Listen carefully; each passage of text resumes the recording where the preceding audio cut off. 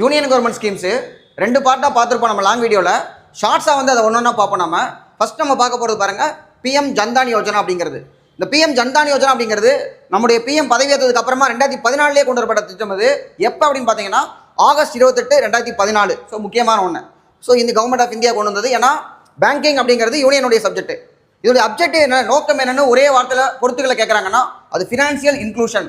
எல்லாருக்குமே bank account இருந்தால் தான் நிதி உள்ளடக்கம் சொல்லி நம்ம எல்லாருக்குமே ஃபினான்ஷியலாக கவர் பண்ணுவோம். ஃபினான்ஷியல் ப்ராடக்ட், அது ஒரு இன்சூரன்ஸ் ஆகட்டும், மற்ற வந்து ஒரு ஹெல்த் இன்சூரன்ஸ், என்ன ப்ராடக்ட் இருந்தாலும் நமக்கு வேணும்னா அதுக்கு நமக்கு பேங்க் அக்கௌண்ட் இருக்கணும். அதே மாதிரி அரசாங்கம் கொடுக்கக்கூடிய நேரடி பயன்பாடுகள், இப்போ நமக்கு 1000 ரூபா மாதம் தர்றாங்க, 1500 தர்றாங்கன்னா அதை வாங்குறதுக்கு ஒரு பேங்க் அக்கௌண்ட் வேணும்ல. அப்போ அந்த பேங்க் அக்கௌண்ட் ஓப்பன் பண்ணுற ஸ்கீம் வந்து பிஎம் ஜன்தான் யோஜனா அப்படிங்கிற ஒன்று. இதில் ரொம்ப முக்கியமானது என்னென்னா, பேங்க் அக்கௌண்ட்டில் பேலன்ஸ் மெயின்டைன் பண்ணணும். ஒரு 500 ரூபா மினிமம் வச்சுருக்காங்க, சில பேங்க்கில் 5000 வச்சுருக்கணும். அது கம்மியாச்சுன்னா ஃபைன் போட்டுருவாங்க.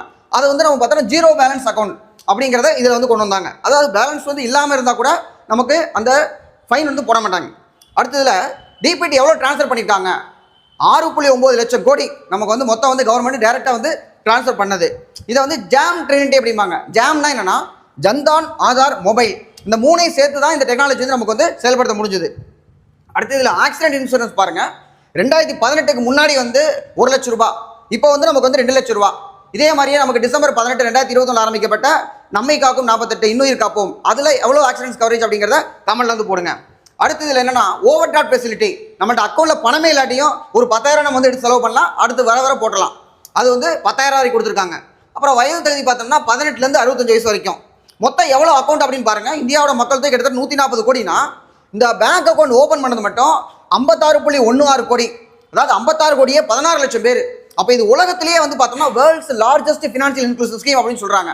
மொத்தமாக டெபாசிட் நம்ம பணத்தை போட்டு வச்சிருப்போம்ல, புதுசாக அக்கௌண்ட் ஓப்பன் பண்ணதுக்கப்புறம் அது மட்டும் கிட்டத்தட்ட 2,67,67,000 லட்சம் கோடி அவ்வளோ வந்து நம்ம வந்து போட்டிருக்கோம். இதில் ரொம்ப முக்கியமான ஒன்று கொஸ்டின் ஏரியான்னு பார்த்தீங்கன்னா, இந்த ஜன்தான் யோஜனால பெண்கள் தான் அதிக அளவில் வந்து அக்கௌண்ட் வந்து ஓப்பன் பண்ணியிருக்காங்க. 56% பெண்கள் அப்படிங்கிறது முக்கியமான ஒன்று. தேங்க்யூ.